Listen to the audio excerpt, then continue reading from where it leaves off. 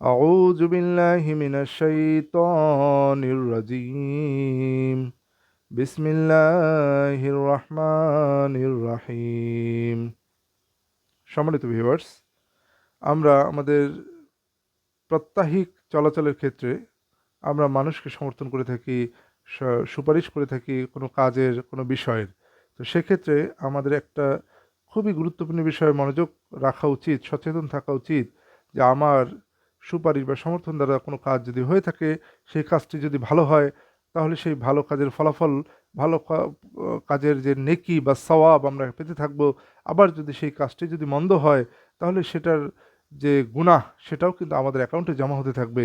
চলুন আমরা সূরা নিসা 85 নম্বর আয়াতে চলে যাই। এখানে আল্লাহ তাআলা বলেছেন, সূরা নিসা 4 নম্বর সূরা 85 নম্বর আয়াত। বিসমিল্লাহির রহমানির রহিম।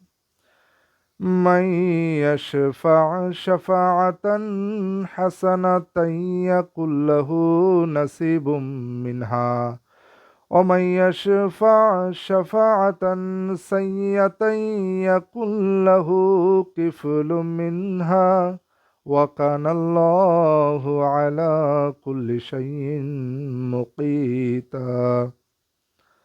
আল্লাহ তাআলা এখানে বলছেন, মাইয়াশফা শাফাআতান হাসানাতান ইয়াকুল লাহু নাসিবুম মিনহা, যে ভালো সুপারিশ করবে তার জন্য একটি অংশ থাকবে। ওয়া মাইয়াশফা শাফাআতান সাইয়্যাতান ইয়াকুল লাহু কিফলুম মিনহা, আর যে মন্দ সুপারিশ করবে তার জন্য একটি অংশ থাকবে। ওয়া কানাল্লাহু আলা কুল্লি শাইইন মুকিতা, আর আল্লাহ তাআলা প্রতিটি বিষয়ের সংরক্ষণকারী।